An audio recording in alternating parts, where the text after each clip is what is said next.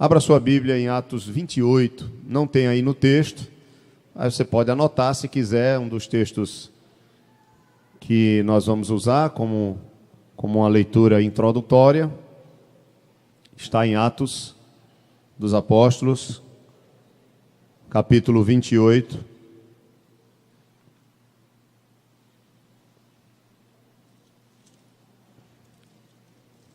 Capítulo 28.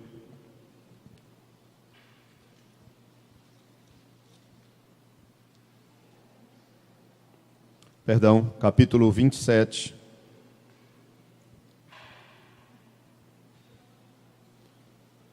Atos, capítulo 27.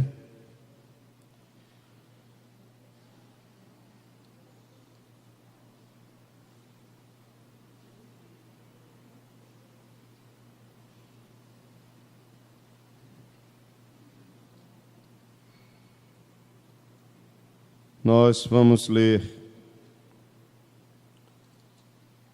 a partir do verso 9.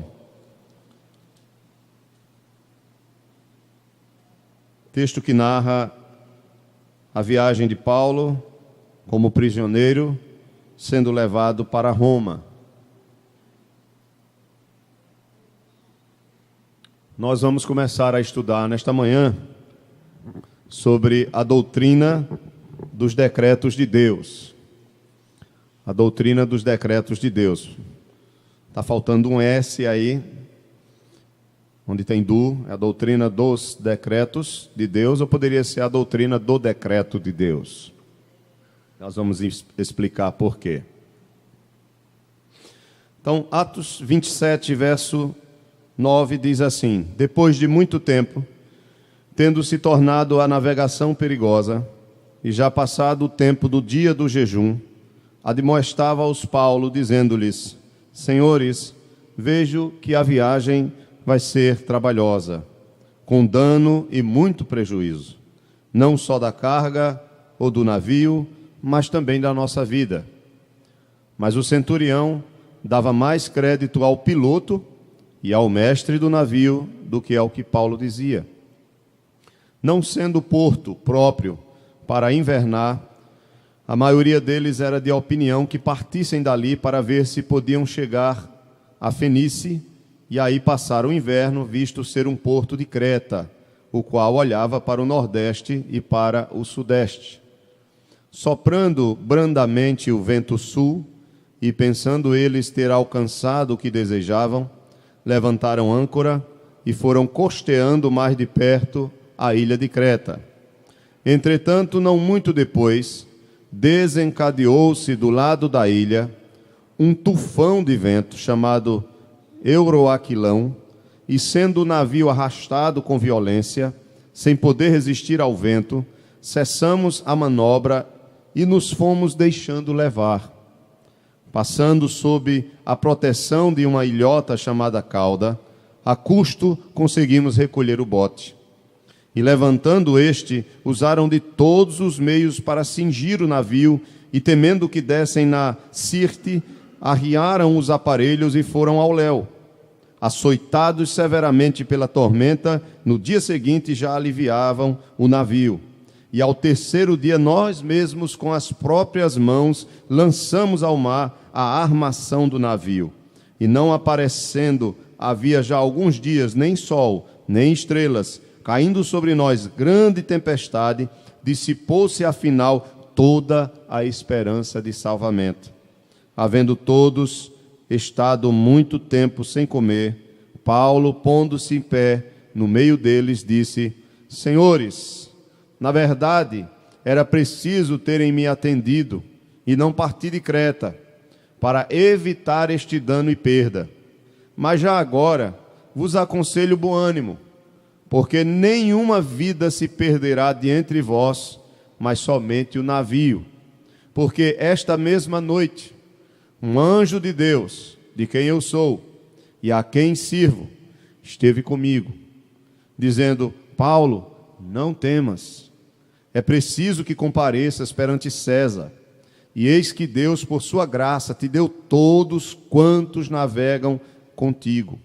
Portanto, senhores, tende bom ânimo, pois eu confio em Deus que sucederá do modo por que me foi dito. Porém, é necessário que vamos dar a uma ilha. Presta atenção na continuação do texto, verso 27. Quando chegou a 14ª noite, sendo nós batidos de um lado para outro no mar Adriático, por volta da meia-noite, pressentiram os marinheiros que se aproximavam de alguma terra. E lançando o prumo, acharam 20 braças. Passando um pouco mais adiante, tornando a lançar o prumo, acharam 15 braças. E receosos de que fôssemos atirados contra lugares rochosos, lançaram da popa 4 âncoras e oravam para que rompesse o dia. Procurando os marinheiros fugir do navio, olhe só, procurando os marinheiros, verso 30, procurando os marinheiros fugir do navio e tendo arriado o bote no mar, a pretexto de que estavam para largar âncoras da proa, disse Paulo ao centurião e aos soldados: se estes não permanecerem a bordo, vós não podereis salvar-vos. Então os soldados cortaram os cabos do bote e o deixaram afastar-se. Enquanto amanhecia, Paulo rogava a todos que se alimentassem, dizendo: hoje é o 14º dia em que, esperando, estáis sem comer, nada tendo provado. Eu vos rogo que comais alguma coisa, porque disto depende a vossa segurança, pois nenhum de vós perderá nem mesmo um fio de cabelo. Tendo dito isto, tomando um pão, deu graças a Deus na presença de todos, e depois de o partir, começou a comer. Todos cobraram ânimo e se puseram também a comer. Estavam no navio 266 pessoas ao todo. Refeitos com a comida, aliviaram o navio, lançaram o trigo ao mar, e quando amanheceu, não reconheceram a terra, mas avistaram a enseada onde havia praia. Então consultaram entre si se não podiam encalhar ali o navio. Levando as âncoras, deixaram ir ao mar, largando também as amarras do leme, e alçando a vela de proa ao vento, dirigiram-se para a praia. Dando, porém, no lugar onde 2 correntes se encontravam, encalharam ali o navio. A proa encravou-se e ficou imóvel, mas a popa se abria pela violência do mar. O parecer dos soldados era que matassem os presos, para que nenhum deles nadando fugisse. Mas o centurião, querendo salvar a Paulo, impediu-os de o fazer e ordenou que os que soubessem nadar fossem os primeiros a lançar-se ao mar e alcançar a terra. Quanto aos demais, que se salvassem uns em tábuas e outros em destroços do navio, e foi assim que todos se salvaram em terra. Amém? Esse texto é longo, mas é interessante. Nós temos aqui nesse texto, de um lado, a palavra do Senhor que diz: ninguém vai morrer. De um outro lado, nós temos os marinheiros que querem fugir do barco, e Paulo dizendo: se vocês fugirem, vocês não poderão o quê? Ser salvos. Vocês vão morrer. E aí nós temos a decisão divina e a ordem divina de que todos serão salvos, mas ao mesmo tempo é necessário que os que estão ali no barco permaneçam no navio para a realização desse decreto do Senhor. Nós vamos estudar um assunto muito difícil, que são os decretos de Deus. Nós vamos trazer a definição e a natureza dos decretos, e depois nós vamos trabalhar as suas características. Hoje nós vamos ficar apenas na primeira parte. Eu sei que vão surgir muitas perguntas, e a cabecinha da gente vai ferver, mas uma coisa é certa, que eu quero dizer já de antemão: nós não vamos compreender plenamente essa doutrina, porque não há como entendermos a mente de Deus, não há como compreendermos como se concilia ao mesmo tempo o decreto divino e o fato dele dar liberdade aos agentes racionais, ou seja, aos seus seres racionais, e esses seres racionais são livres, e ao mesmo tempo, mesmo sendo livres, essa liberdade desses seres é usada para que o próprio decreto se confirme, ou as decisões de Deus sejam realizadas. Vamos primeiro para a definição. Veja comigo, por favor, algumas definições que eu coloquei. Coloquei 4. Coloquei a de um homem chamado, um teólogo, Wayne Grudem. Coloquei a definição de Berkhof. E coloquei a definição do Catecismo de Westminster, o breve catecismo, e a nossa confissão, a Confissão Batista de Londres, de 1689, sobre os decretos. Vamos começar com o primeiro parágrafo, que diz assim: Grudem define os decretos de Deus como os divinos desígnios eternos, por meio dos quais, antes da criação do mundo, ele determinou realizar tudo o que acontece. A diferença da doutrina dos decretos é que nos decretos estudamos as decisões divinas, ou a decisão divina, anterior. E não se preocupe se você ainda não está conseguindo entender plenamente isso. Efésios 1:11. Abra sua Bíblia em Efésios 1:11. Inclusive, Efésios, o capítulo 1, é um dos textos principais em relação à doutrina dos decretos, tá?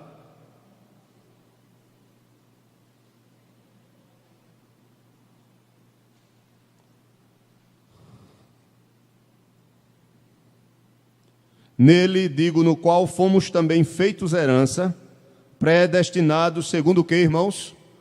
O propósito daquele que faz todas as coisas conforme o quê? O conselho da sua vontade. O que é o conselho da sua vontade? Seu decreto. Seu propósito eterno. Vá para o terceiro parágrafo da nossa folha. Essa palavra aqui é minha. Então, resumidamente, podemos dizer que tudo que Deus faz, desde a criação até a consumação, veja bem, tudo que Deus faz, já foi o quê? Planejado na eternidade, antes mesmo que houvesse criação. Vocês estão começando a entender o que é a doutrina dos decretos? Ou a doutrina do decreto de Deus? A doutrina do decreto, ela aponta para um ato divino que aconteceu antes dele fazer qualquer coisa. Que ato foi esse? O seu plano, o seu propósito externo. Tudo que ele planejou, em um ato só, vai o quê? Se realizar. E ele mesmo, pelo seu poder, está realizando tudo o que planejou. Só fazer uma comparação. Nós fazemos planos, não fazemos? Nós fazemos planos. Por exemplo, se você for construir uma casa, você faz todo um planejamento, você faz um projeto arquitetônico, enfim, você levanta os custos e você planeja aquela casa do jeito que você quer e você faz. A pergunta é, você consegue, antes de fazer essa casa, estou falando do homem, na sua sabedoria, porque o conhecimento do homem ele é consecutivo, ele é paulatino, ele vai acontecendo um dia após o outro. Você consegue, antes de planejar, conceber no seu conhecimento todas as possibilidades, você tem todo o saber acerca daquilo que você vai fazer. E outra coisa, você consegue realmente realizar tudo que você quer? Falando do homem. Consegue? Não. Até porque muitas coisas vão acontecer no decurso da obra. Pode um funcionário que está trabalhando na obra se acidentar. Pode o material que você vai usar não ser de boa qualidade, ter sido falsificado. Você pode ter um problema de saúde ou alguém da sua família, e o dinheiro que você tinha para custear a obra vai ser usado para outra coisa. Uma série de intempéries, uma série de coisas pode acontecer, porque nossos planos são falíveis. A Bíblia diz que o homem faz planos, mas somente o Senhor é quem pode realmente fazer com que essas coisas aconteçam. Nós somos falíveis. Agora olhemos para Deus. Olhemos para os atributos de Deus. Deus é todo-poderoso. Deus tem todo o saber. A sabedoria de Deus, ela não é consecutiva. Deus não precisa conhecer as coisas. Deus conhece tudo plenamente, antes mesmo que elas existam. Há uma plenitude na sua sabedoria, no seu conhecimento, e tudo que Deus faz, não existe uma maneira mais sábia de ser feita. Quando Deus faz algo, não existe nenhuma outra possibilidade mais sábia de ser feita do que aquela que Deus fez. Todos os caminhos dele são o quê? São perfeitos. É claro que nós não conseguimos imaginar nem compreender essa sabedoria de Deus, mas entendam, antes de Deus criar, Deus não foi assim, fazendo as coisas aleatoriamente. Deus não começou a criar o mundo, eita, eu vou criar o mundo aqui, em quantos dias? Será que em 2 dias dá, 3 dias, 4 dias? Foi fazendo, vamos fazer o primeiro dia, vamos ver onde vai dar. No segundo dia, vamos ver o que é que dá para fazer hoje. No terceiro dia, vamos lá, 6 dias, tá bom demais. 7º dia vou parar de criar, vou continuar agora mantendo aquilo que eu fiz. Eita, o homem caiu, não imaginava isso, vamos agora tentar resolver essa situação. Deus não fez as coisas assim, irmãos. Tudo que acontece, tudo que foi criado, toda a existência, tudo que vocês estão contemplando é fruto de um plano. É fruto de um propósito que já existiu, que já foi feito antes das coisas serem criadas. O arquiteto, totalmente sábio e plenamente poderoso, ele já arquitetou tudo, ele já planejou tudo, ele sabe num só ato todas as possibilidades. Todas, não há nada, não há uma brecha, não há um sopro, não há nada que ele não saiba, não há nenhuma possibilidade que ele não tenha levado em consideração. Ele é o Senhor da vida, ele conhece tudo. Então a doutrina dos decretos vai olhar justamente para esse plano que Deus, em um só ato de sabedoria, porque ele não precisou passar tempo planejando. Em um só ato ele tomou a decisão. Quando eu falo de Deus, eu estou falando das pessoas que existem na Trindade. É o que se chama o conselho da sua vontade. O conselho da sua vontade. Essas pessoas entraram num acordo, num plano que envolve a criação, que envolve a queda, que envolve a salvação ou a consumação de todas as coisas, a restauração de todas as coisas. Não fique pensando que o pecado frustrou o plano de Deus e Deus agora teve que arrumar um jeito para resolver o problema do pecado. Não, o pecado também estava dentro desse plano. Isso é que é complexo, né? Porque você pode achar que Deus é o criador do mal, mas aí nós vamos discutir isso, nós vamos discutir essas coisas, tá? E eu sei que isso vai mexer um pouco com você. Vamos abrir alguns textos já. Então entendam, resumidamente podemos dizer que tudo que Deus faz já foi planejado na eternidade, antes mesmo que houvesse criação.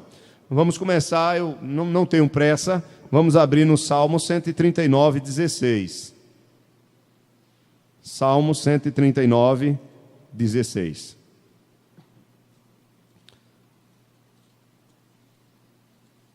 Eu estou fazendo a leitura aqui, irmãos, porque está sendo gravado, aí para quem ouve a gravação, ouvir a leitura do texto, é somente por isso. Porque se os irmãos falam daí, mas eu gosto quando os irmãos leem, mas quando os irmãos falam daí, é melhor, além de me ajudar na minha voz, mas não sai na gravação, fique em silêncio, porque como é pela mesa de som, então só sai o áudio que passa pelo microfone. Ok? Então, Salmo 139, né? Eu disse 136, foi? Foi a minha idade, 139, 16. Então vamos lá. 139, 16.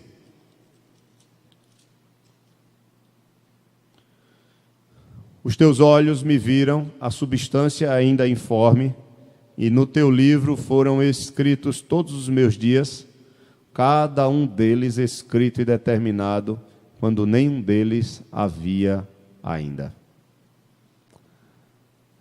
Vá para Atos capítulo 2. Claro que de uma maneira figurada o salmista usa a questão do livro, né? Mas Deus não tem nenhum livro. A questão do livro é uma figura do fato de que Deus determinou, antes mesmo de você vir à existência, a tua existência, e não somente isso, o tempo da tua existência aqui na terra. Os teus dias foram estabelecidos. Não vai passar, não tem quem faça passar do tempo determinado por Deus, para você e para mim. Se nós tivéssemos um númerozinho na nossa testa de quantos dias, Deus é bom, né? Que bom que Ele não nos revelou isso. Seria terrível, né? Olhar para os irmãos e saber que tem tantos dias, tantos anos, olhar para os nossos filhos, olhar para nós mesmos. O Senhor reservou isso somente para Ele. Vamos lá, Atos capítulo 2, versículo 23.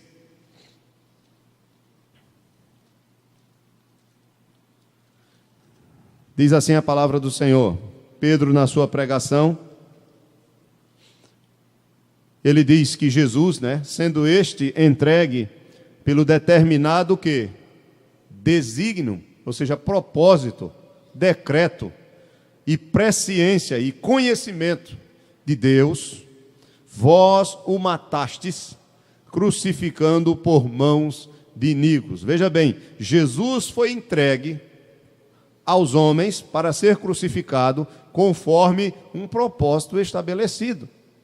O fato de ter aqui e pelo desígnio e presciência, é lógico, pela decisão dele, todo o conhecimento que ele já tem de todas as coisas.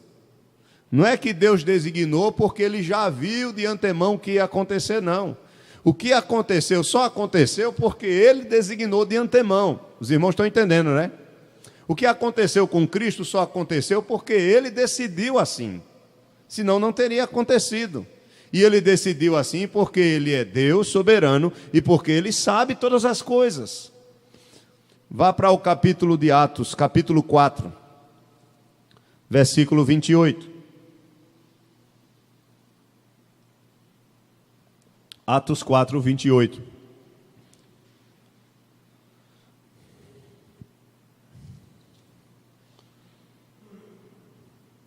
Vamos ler o 27 também. Porque verdadeiramente se juntaram nesta cidade contra o teu santo servo Jesus, ao qual ungiste Herodes e Pôncio Pilatos, com gentios e gente de Israel, para fazerem tudo o que a tua mão e o teu propósito predeterminaram. Para fazerem tudo o que o teu propósito, o que a tua mão já predeterminou. Vamos para outro. Hebreus, capítulo 6. Não tem tantos textos na nossa lição. Nós vamos ler alguns textos e vamos trabalhar essas questões. Hebreus, capítulo 6. Deixar que a própria palavra do Senhor fale conosco. Hebreus 6, 17.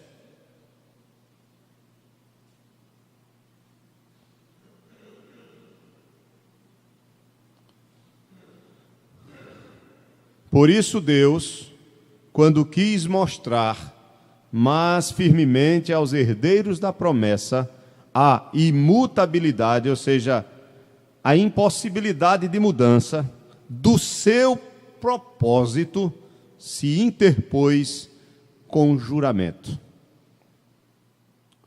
Efésios, capítulo 1. Vamos para o texto clássico do nosso estudo. Poderia ter começado a leitura com ele, mas deixei para o final. Efésios, capítulo 1, verso 4. Nós vamos ler o verso 4, 5, o 9 e o 11. Efésios, capítulo 1, verso 4. Assim como nos escolheu nele, antes da fundação do mundo, para sermos santos e irrepreensíveis perante Ele e em amor. Veja, Ele nos escolheu em Cristo. Ele nos escolheu nele. Nele aqui é Cristo, porque o texto começa no verso 3 dizendo: bendito Deus e Pai de nosso Senhor Jesus Cristo, que nos tem abençoado com toda sorte de bênção espiritual nas regiões celestiais em Cristo. Aí ele diz: assim como nos escolheu nele, ou seja, nos escolheu em Cristo. Antes do quê? Da fundação do mundo. Deus escolheu você e a mim antes da fundação do mundo, antes que o mundo existisse, antes que eu e você existisse, antes que todo o universo, todas as coisas viessem à realidade. Deus nos escolheu. Deus decidiu nos ter para Ele. É claro que a realização do que ele decidiu aconteceria no tempo que ele mesmo iria criar, dentro de uma cronologia, dentro de uma história, mas antes que houvesse tempo, antes que houvesse vida, além da vida do próprio ser de Deus, ele nos escolheu na sua mente, na sua vontade, na sua sabedoria, soberania, ele nos escolheu. E a Bíblia diz também que ele nos amou antes mesmo de todas as coisas. Como é que pode isso? Isso é muito profundo e ao mesmo tempo é maravilhoso nós sabermos disso, irmãos. Porque às vezes nós achamos que Deus vai nos amar pelo que nós fazemos para Ele. Achamos que há uma troca de favores. Ele nos ama porque eu sou assim, porque eu estou fazendo isso, porque eu vou fazer aquilo. Não, Ele nos escolheu antes mesmo. E a Bíblia vai dizer que Ele nos escolheu porque Ele nos amou. Continue a leitura comigo, vá para o versículo 5. Versículo 4 ele diz... Vamos continuar no 4, porque quando termina o 4 é que fica melhor. Quando ele diz, assim como nos escolheu nele, antes da fundação do mundo, para sermos santos e irrepreensíveis perante ele. Veja, finalzinho do 4 diz, e em amor nos predestinou para ele, para a adoção de filhos, por meio de Jesus Cristo, segundo o quê? O beneplácito da sua vontade. Não foi segundo nada que ele previu em nós. Foi simplesmente pela sua vontade soberana. Vá para o verso 9, por favor, do mesmo capítulo aí. Desvendando-nos o mistério da sua vontade, segundo, mais uma vez, o seu beneplácito que propusera em Cristo. Vá para o verso 11. Nele, ou seja, em Jesus Cristo, digo, no qual fomos também feitos herança, predestinado, segundo o que, irmãos? O propósito daquele que faz todas as coisas conforme o conselho da sua vontade. Ou seja, tudo que ele faz conforme o seu decreto. Tudo que ele faz conforme o seu plano estabelecido antes de todas as coisas. As coisas que existem, as coisas que acontecem porque Deus planejou tudo isso. Nada foge do seu controle. Não existe sorte, irmãos. Não existe acaso. Não existe destino, no sentido de que o destino é levado à sorte, ou seja, como se algo impessoal conduzisse nossas vidas. Não, existe um Deus que planejou todas as coisas antes de todas as coisas existirem. E as coisas que acontecem e vão acontecer conforme o que Ele planejou. Nada vai conseguir mudar os seus planos ou o seu plano eterno, mas tudo vai ocorrer conforme Ele decidiu, porque Ele é poderoso para realizar conforme decidiu. Lembram de Jó? Os teus planos jamais podem ser o quê? Frustrados. Não tem como nós fugirmos do decreto divino, da sua soberania. Estudar decreto de Deus está bem relacionado com a sua providência. Por isso que Gruden, ele diz o seguinte, que a diferença da doutrina dos decretos para a doutrina da providência é que os decretos nós estudamos a decisão ou as decisões que Deus tomou antes das coisas serem criadas. E a doutrina da providência nós vamos estudando a manutenção de Deus e o seu governo dentro do tempo, dentro da realização daquilo que Ele planejou. Vocês estão entendendo, né? Dentro da realização daquilo que Ele planejou. É a providência. Então Ele decide e Ele mesmo faz acontecer. Quando Ele decide antes de todas as coisas é decreto. Quando Ele está fazendo as coisas acontecer é providência. Estão entendendo, né? Então aí nós vamos estudar, por exemplo, por que orar se já está tudo decidido? É uma pergunta que vocês podem questionar, né? Por que orar se já está tudo decidido? Não vai acontecer mesmo? Eu orando ou não? Será que é assim? Não.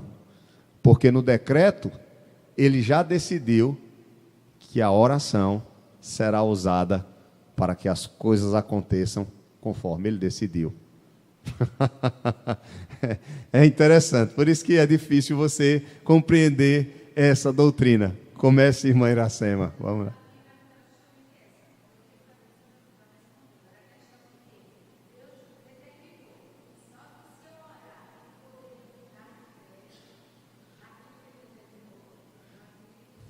Entendeu, né? Ok, muito bem. Na verdade, o que vai ser mudado, já vai ser mudado porque foi. Veja que não há nenhuma possibilidade que foge do seu conhecimento. Então, na decisão dele, ele já considerou aquilo que precisava no decorrer os meios para um determinado fim. Ele já decidiu lhe dar a liberdade para fazer o que você pode fazer dentro da sua livre agência, dentro da sua liberdade, mas que vai concorrer para o que ele decidiu, para o que ele quer. É isso que é difícil, conciliar essas duas coisas. Mas nós vamos devagar, né? Vamos devagar e vamos tentar entender pouco a pouco. Vão surgir muitas perguntas e eu vou procurar trabalhar com vocês essas questões. Tá bom? Da oração também, tudo isso devagar, pegar os textos. Eu não vou ficar só aqui na questão muito teológica. Eu acho que é bom nós irmos para a prática também. Por isso que eu li o texto de Atos dos Apóstolos. Deus determinou que nenhum iria morrer ali no navio. Eu pergunto, morreu algum? Não. Mas ao mesmo tempo eles tinham que fazer o quê? Eles tinham a liberdade de ir embora ou não, mas eles tinham que fazer a parte deles, de ficar no navio. Alguns quiseram fugir. Paulo disse, se eles fugirem, eles não vão se salvar. Mas o que foi que aconteceu? Cortaram as cordas, eles não fugiram, ficaram, e todos foram salvos. Até mesmo os meios, mesmo dentro da liberdade dos homens, foram conduzidos de tal maneira que o que Deus decidiu aconteceu. Mesmo esses homens tendo a liberdade deles e a liberdade deles não sendo infligida. Isso é que é difícil de entender. Vamos para o breve catecismo? 4º parágrafo aí na sua folhinha, primeira. Não vou me alongar muito hoje não, tá? Vou só deixar um gostinho bom aí para vocês irem refletindo e estudando. Vai ser muito bom. Breve catecismo de Westminster.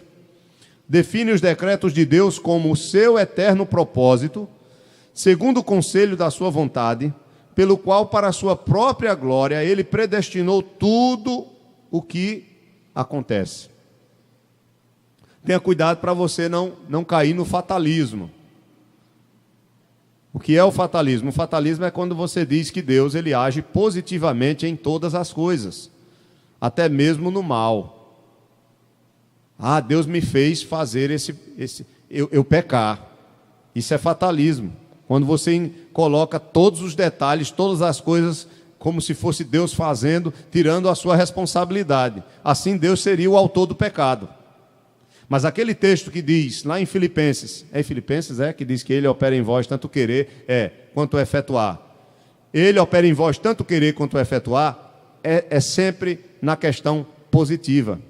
Ele opera em nós o querer e efetuar para a sua glória, não para o mal. Muito cuidado, temos que observar o contexto. Agora, quando é pecado, quando é algo contrário à natureza de Deus, quem é que faz? Somos quem? Nós. Aí você, não, mas não foi Deus que já decretou? Deus decretou que seria permitido que você tivesse a liberdade de cair, de pecar. E aí você peca por livre vontade e vai assumir a responsabilidade pelos seus atos. Aí você diz, mas se Deus não tivesse permitido isso, isso não teria acontecido. É verdade, mas Ele permitiu, lhe dá livre agência e permitiu também que você caísse, que você falhasse, de tal maneira que Ele não é o autor da falha, mas você é totalmente responsável pelo seu ato. Como eu posso conciliar uma coisa com a outra? Não sei. Só sei que a Bíblia toda vai mostrar que Deus não tenta ninguém e nem pode ser tentado, que Ele é santo, que Ele não peca, que Ele não pode jamais fazer algo contrário à sua natureza santa. Sempre quando tem pecado e queda, nós somos os culpados.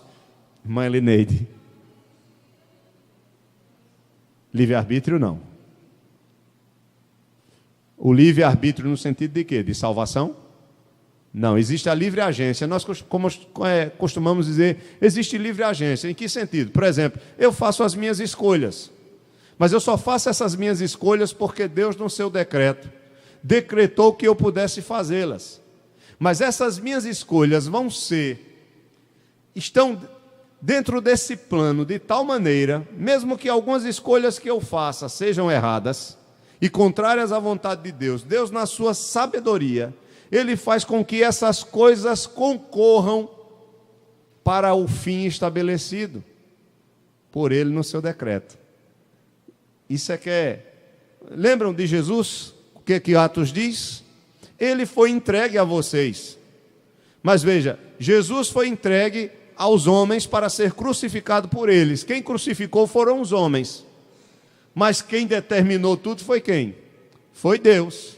Então até esses meios que são maus, que foram realizados por homens maus, Deus usou dentro do seu decreto para realizar o seu propósito eterno de salvação. Que coisa tremenda. Ele não foi o autor da maldade que foi feita contra o filho. Não, mas ele foi o autor que decretou a permissão para que tudo isso acontecesse. Necessariamente isso precisava acontecer para que a ira dele fosse derramada sobre o filho, para que nós pudéssemos ser salvos.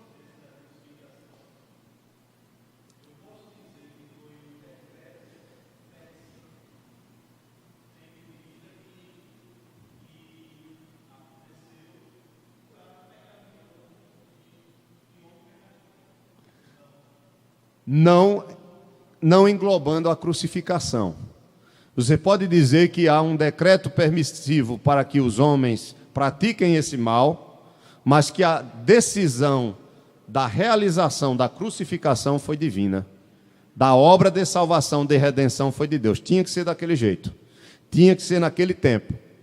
Tinha que ser conforme o propósito dele. Agora, toda a maldade que estava ao redor, a traição de Judas, o que o soldado fez, a coroa de espinhos, a maldade de Pilatos, de Herodes, dos sumos sacerdotes, né, do sumo sacerdote, de todos aqueles que estavam envolvidos, foi deles mesmos. Mas Deus usou tudo isso, permitindo que isso nessas pessoas fosse praticado, mas ao mesmo tempo para que acontecesse a decisão de que o filho tinha que morrer. Entende?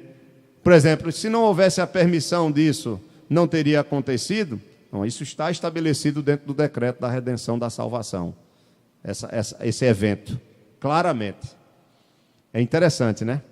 É muito difícil da gente tentar compreender plenamente essa doutrina. Por isso que eu disse, porque é difícil conciliar até onde vai a vontade de Deus e até onde vai a nossa liberdade. Porque às vezes pode acontecer um fatalismo aí e nós cairmos naquela, eu não vou fazer mais nada, porque Deus já decidiu tudo. Mas Deus decidiu tudo, mas dentro desse tudo está o fato de você ter que fazer algumas coisas. Pois não, Júnior?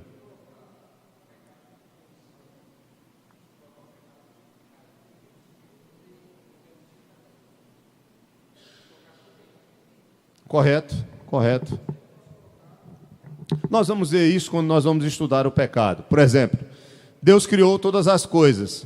Estava dentro do plano eterno de Deus a criação? Estava ou não estava? Estava. Estava dentro do plano de Deus a queda? Estava. Não foi Deus que fez o homem cair. Mas uma pergunta é essa: se você não crê na doutrina dos decretos, como alguns arminianos, eu não creio na doutrina dos decretos, então tudo bem. Então você vai ter que engolir algumas coisas da mesma forma. Como assim?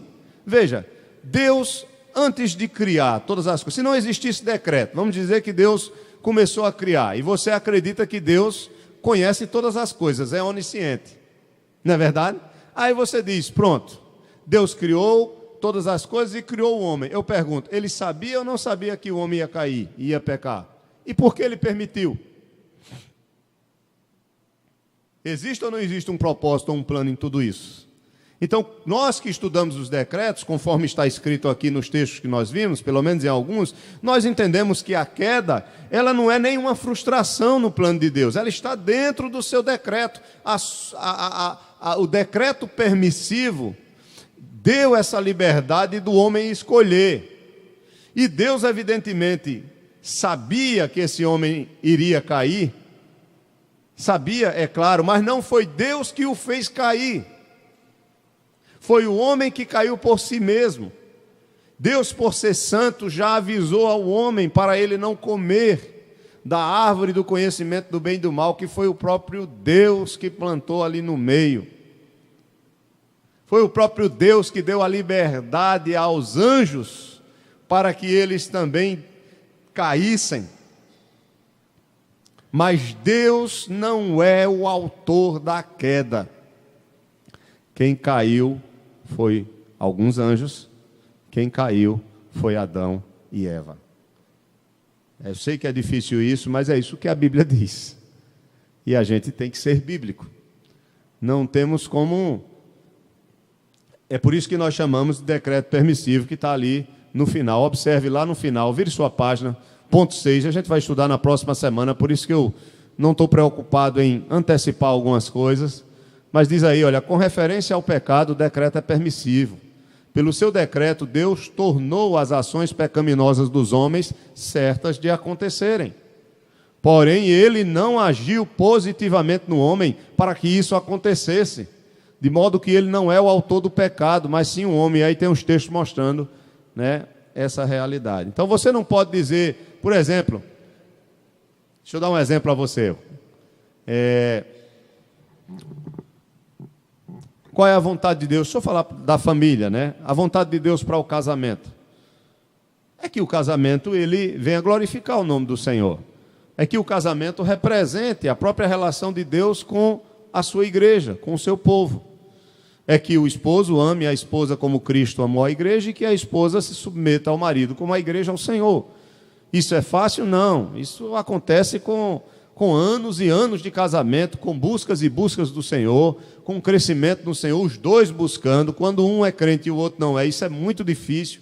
É pior ainda, é muito mais difícil. Se os dois são crentes é difícil, imagine quando um dos cônjuges não é crente, né? Então, é um desafio. O casamento é o nosso maior ministério. O maior ministério e o principal ministério do homem é o casamento. Ele é o líder da sua casa, ele é o pastor da sua casa, ele é chamado para esse ministério, para conduzir a sua família nos caminhos do Senhor. E isso é um grande desafio para qualquer um de nós. É muito difícil. O propósito de Deus é esse. Mas aí vai que o marido ou a esposa adultera. O marido ou a esposa traem. Esse marido ou essa esposa pode dizer, foi porque Deus quis. Pode dizer isso? Não. Mas Deus permitiu que o homem ou essa mulher tomasse a decisão de cair, de pecar. Dá para entender isso? Eles caíram porque foi permitido, eles têm livre agência, mas, ao mesmo tempo, quem cai e quem peca é o homem ou a mulher que trai. Pode haver restauração? Pode haver. Deus é poderoso para todas as coisas. Então, como conciliar essas duas coisas é muito difícil. Mas o pecado, nós pecamos e vamos sempre pecar porque somos pecadores, não é isso? Isso aí é impossível. É impossível um homem deixar de pecar enquanto estiver nessa vida? Não. Ele vai sempre pecar. Mas a Bíblia, ela fala sobre a lei de Deus, a lei moral de Deus. A vontade de Deus é declarada a nós, o que Ele quer de nós.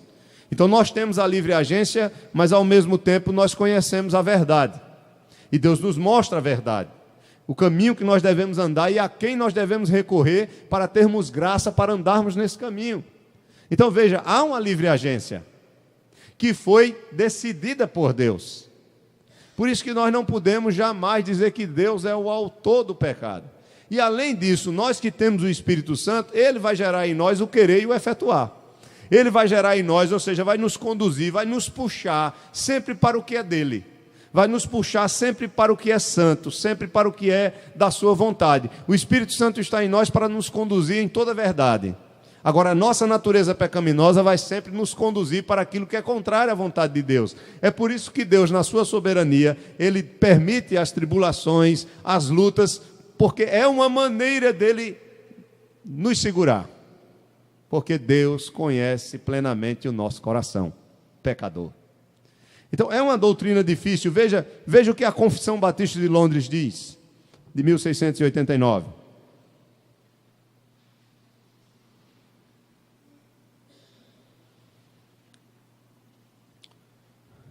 ela vai definir os decretos de Deus. Essa confissão tem lá no nosso site. Deus decretou em si mesmo, desde toda a eternidade, pelo muito sábio e santo conselho de sua própria vontade, livre e imutavelmente todas as coisas, seja o que for que venha a acontecer. Ainda assim, de modo que nem Deus é o autor do pecado, nem tem comunhão com algo nisso, nem é violentada a vontade da criatura, nem ainda é eliminada a liberdade ou contingência das causas secundárias, antes estabelecidas, nas quais demonstra-se a sua sabedoria em dispor de todas as coisas e poder e fidelidade em efetuar o seu decreto. Amém? Como é que vocês estão? Essa primeira aula está tranquilo? Tem alguém calado? Eu não sei, né? Às vezes está meio confuso. Deixa eu fazer um resuminho aqui inicial, mais uma vez. O que é a doutrina dos decretos? Nós vamos estudar sobre o plano que Deus estabeleceu antes do quê? De criar. Antes que todas as coisas viessem à existência, Deus o quê? As planejou. Então tudo que acontece hoje, tudo que existe, já foi o quê? Planejado por quem?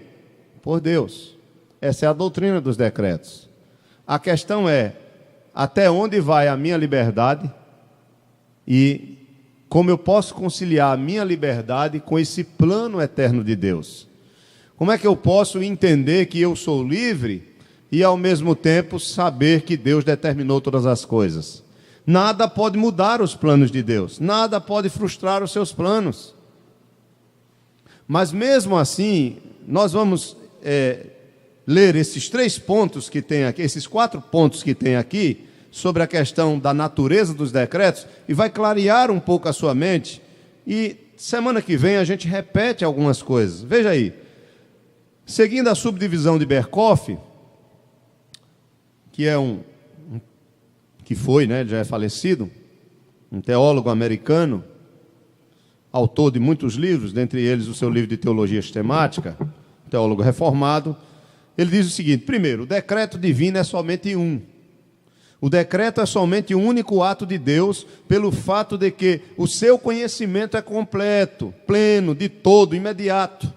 O conhecimento de Deus não é sucessivo como o nosso.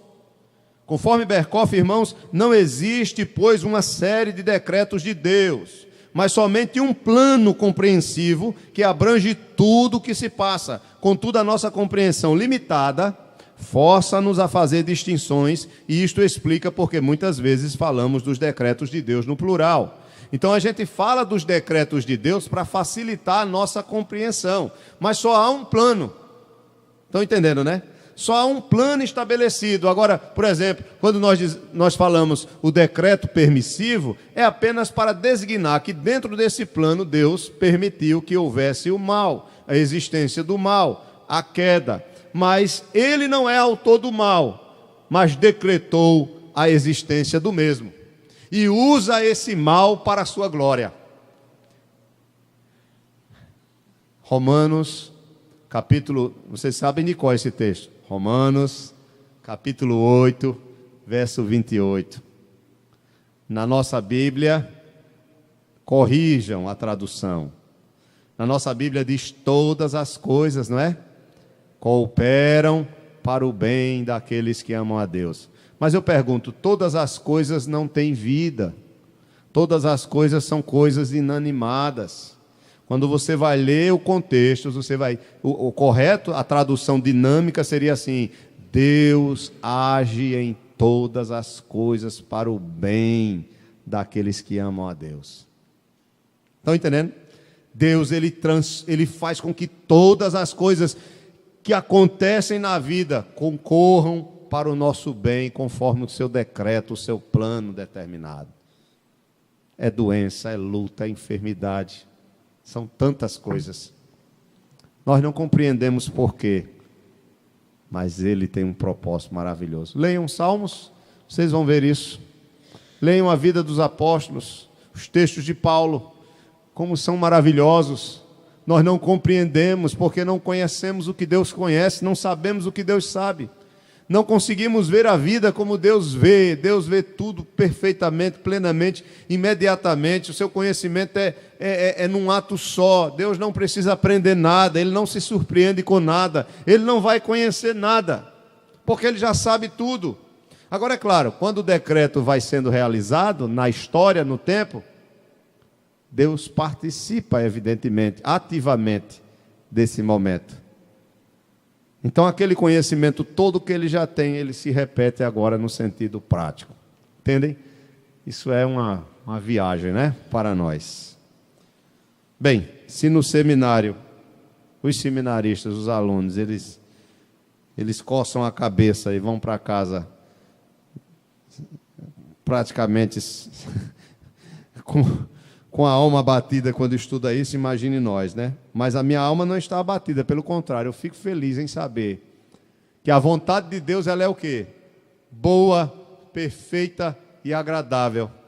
Então eu fico muito tranquilo e seguro em saber que o meu Deus planejou todas as coisas e que eu sei que nada pode mudar os seus planos. E eu sei que mesmo o mal, ou as coisas ruins que acontecem, foi por causa da sua permissão e pelo fato de que Ele usa essas mesmas coisas para realizar o seu plano santo e maravilhoso, então eu fico em paz. Colocar o coração, por isso que Jesus Cristo, Ele fala, irmãos, nós não precisamos ficar ansiosos. Por isso que Jesus Cristo, naquele barco no meio da tempestade, Ele disse, vocês são homens de pouca fé. Por isso que Jesus Cristo diz aos discípulos, quando Ele vai ser crucificado, não se turbe o vosso coração, nem se atemorize, credes em Deus, crede também em mim. Então há um plano determinado, tudo já está decidido, mas eu posso ficar tranquilo mesmo diante das dificuldades, porque nada foge do controle dele, e tudo que ele faz é bom. Mesmo que no momento eu não entenda que isso seja bom, mas é bom, será bom. Quem poderia dizer que a crucificação de Cristo seria boa? Mas olha o fim que ela trouxe, o sofrimento do Senhor, a morte do Senhor, tudo que Ele passou. Veja os benefícios, olhe para um todo e veja. Veja o que Deus tem feito na sua vida e na minha vida. Olhe para os seus sofrimentos, você como um crente, como um servo de Deus, e procure fazer uma síntese, não uma análise, mas ver a coisa de forma genérica. E veja se tem sido bom para a sua vida, o que você tem passado, até mesmo como dificuldades. Quando você olha para a sua relação com Deus, para a sua relação com o próximo, para a sua compreensão da vida. O Senhor é maravilhoso, irmãos. Então o decreto é somente há um plano só.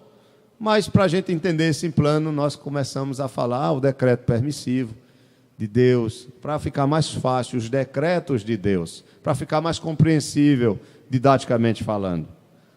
Vamos parar por aqui? Melhor, né? Ou querem ir aqui os quatro? Não vamos parar, né? Você já... Pergunta. Deu para ficar pelo menos alguma coisa com vocês nesta manhã? Se alguém perguntar o que é a doutrina do decreto, você vai saber dizer pelo menos que é o fato de que Deus, Ele planejou todas as coisas antes de todas as coisas existirem, e que todas as coisas que existem conforme o quê? O seu plano. Até mesmo as coisas ruins. Sim, mas Ele é o autor das coisas ruins? Pessoalmente, não. Nem diretamente. Mas Ele deu liberdade, livre agência às suas criaturas racionais, anjos e homens. E dentro dessa liberdade Ele permitiu, e não só permitiu, mas Ele decretou até mesmo que essas coisas mais existissem. E isso está dentro do seu plano eterno e concorrem para a sua glória.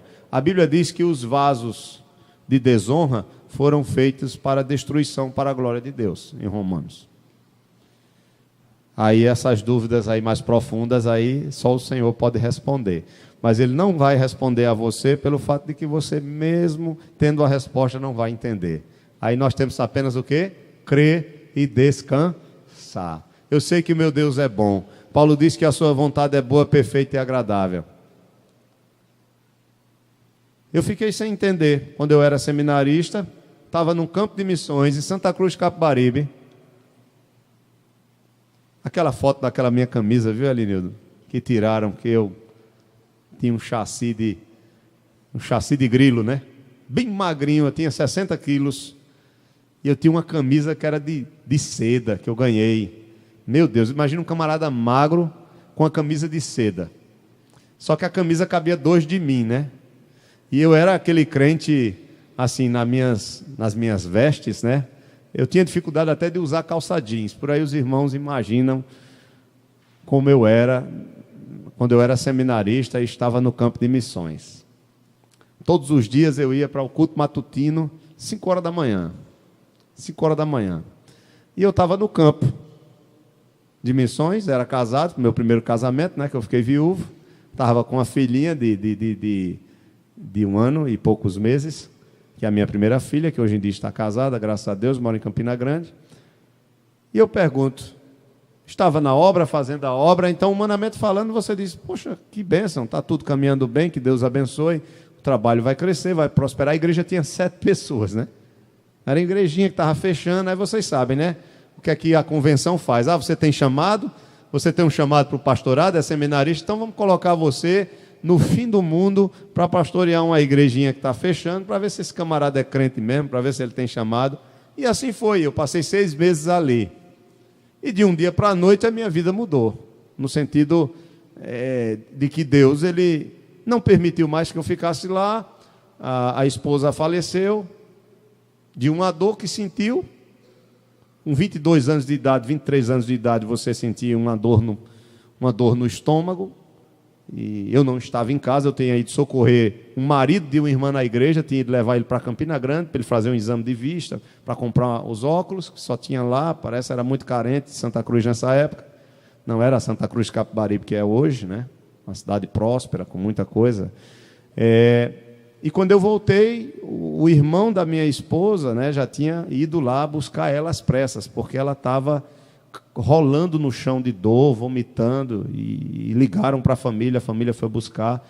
E eu voltei de Campina Grande com o irmão, devo ter passado, né, de ônibus pelo carro, talvez, nem imaginava o que estava acontecendo. Quando eu cheguei em casa, eu só fiz botar algumas roupas, chegaram para mim, os irmãos da igreja, disseram, olha, pastor, me chamavam de pastor, mas eu não era pastor ainda, eu tinha 21 anos de idade, era seminarista. Olha, ela estava muito mal, vieram socorrer ela, levaram para Campina Grande, para o hospital, e pediram que o senhor bote suas coisinhas aí na bolsa, algumas coisas dela, roupa dela, porque não levaram nada, não deu tempo, ela estava muito mal mesmo, e o senhor vá para lá, que a gente continua aqui o trabalho. E eu fui para Campina Grande, e com 8 dias ela faleceu. O pâncreas dela estava se desmanchando, ela não sabia, não sentia nada. Fizeram a cirurgia, o médico disse que ela tem 3% de chance de viver. Ele diz isso para não dizer que não tem mais chance, né? 3% de chance. Mas a gente fica naquela perspectiva. Ninguém vive sem um pâncreas, viu, irmãos? Ninguém vive sem um pâncreas. O pâncreas é responsável por produzir a insulina e ninguém vive sem ele. E aí, acreditávamos no milagre, com 8 dias ela faleceu. Ela ainda suportou 8 dias depois da cirurgia. E a menininha novinha, a família já tinha vindo, todos os pais tinham vindo de Goiás, rapidamente, todo mundo se reuniu, e ali naquelas igrejas oraram, até essa igreja aqui orou, né, que foi pedido no tempo, e aí os irmãos, com 8 dias, ela faleceu com uma parada respiratória. A cirurgia é muito agressiva, abre de um canto a outro, tudo, porque o pâncreas fica colado na coluna vertebral, fica por trás dos órgãos vitais, por trás do estômago. Então, para achar ele, para chegar até ele, é muito difícil. Então, assim, quando eu voltei para Santa Cruz do Capibaribe, foi para pegar as coisinhas que estavam lá. Então, eu ainda queria voltar e pastorear a igreja, ficar lá na igreja sozinho. A minha filha, eu tive que... Os pais da minha esposa tinham uma melhor... Eu estava sozinho, não tinha mais mãe. Meu pai era alcoólatra. Como é que eu ia criar minha filha? Com 1 ano e meio. Então, eu não tinha condições. Então, eu fiquei sem saber o que fazer. Fiquei perdido. Imagina um menino com 21 anos de idade. Não tem maturidade nenhuma. Uma irmã morando em João Pessoa. Outra irmã em Campina Grande. Mas cada uma delas com os seus problemas. E eu ia fazer o quê? Quem ia cuidar de uma criança de 1 ano e meio? Aí tinha um pai, tinha a mãe, tinha as irmãs delas, todos financeiramente bem estruturados. Eu não tinha nada, não tinha herança nenhuma. Não tinha nada, o que eu tinha era uns móvelzinhos que eu tinha lá em Santa Cruz de Capibaribe, porque eu vendia, eu me lembro na época, juntei R$800. Foi o dinheiro que eu tinha, todinho. Aí os pais, os avós, né, da criança, maternos, disseram: você é um filho para a gente, então vem você e a menina e a gente vai para Goiás. Só que eu sabia que minha vida ia continuar. Eu digo, como é que eu vou para lá, para o laço ficar ainda mais forte? E se eu for reconstruir minha vida, como é que vai ser? Eu vou tirar essa menina deles? Vocês estão entendendo? Então eu pensei no melhor para ela e não para mim. Eu digo, vocês podem levar, pode dar o melhor para ela. Todos os meses, se eu trabalhar, que eu comecei a trabalhar dirigindo uma Kombi escolar, e meu pai se aposentou e comprou, então eu e meu irmão, e todo o dinheirinho que eu pegava, eu separava um pedacinho, todo mês eu mandava. Aí eles disseram, a gente não precisa de nada. Eu digo, não, vocês, eu tenho meu compromisso, eu sou pai. Aí eles guardaram isso numa poupança, que ela teve direito agora quando se tornou maior. Então eu fui mandando todos os meses enquanto eu pude. Enquanto eu pude, não, sempre eu pude, né? Só parei de mandar quando ela casou. Quando ela casou, eu disse, agora você tem seu marido, você se vire. Já tem 24. Eu digo, agora você vai... Agora, é claro, precisando a gente sempre ajuda, né? Mas agora, se eu não casou, não quis casar, foi para eu sustentar, não. Agora assuma a responsabilidade. Mas, irmãos, então tudo isso passou. Então eu, olhando para isso, eu poderia chegar para Deus e dizer, por que, Senhor, essas coisas aconteceram? Voltei para o seminário, aí conheci Daniele, aí me casei com Daniele, aí vieram mais 2 filhas, e assim a vida continua. Eu não sabia de nada disso, não foi eu que escolhi isso. Vocês entendem? Estou casado há 22 anos, graças a Deus, mas eu não escolhi isso. Mas isso faz parte do quê? Do plano de Deus. Quem é que pode mudar isso? Ninguém, irmãos. Agora, uma coisa é certa, Ele sabe todas as coisas. A minha esposa que partiu, ela perdeu alguma coisa? Não, ela está com o Senhor. Ela tem a vida eterna em Cristo. Eu acho que quem sofre é a gente que fica, que vai ter que lutar e continuar. Quem parte com Cristo já está com Ele, irmãos. Por isso que Paulo diz, eu já queria ter partido, mas por causa das igrejas eu tenho que ficar. Porque a nossa visão de vida está muito presa aqui, né? A ter as coisas, a ver nossos filhos crescendo, que é bênção de Deus também. É bênção, ver os filhos, os netos, isso é bênção do Senhor. Mas se o Senhor quiser nos levar, também é bênção, porque nós estaremos para sempre com Ele. Deus nos abençoe, meus irmãos. Falei um pouquinho disso para vocês, somente para vocês entenderem que há um plano eterno, mas que o Senhor é bom, a sua vontade é boa, perfeita e agradável. Amém? Irmã Lenice vai ler o relatório e a gente ora encerrando em nome de Jesus.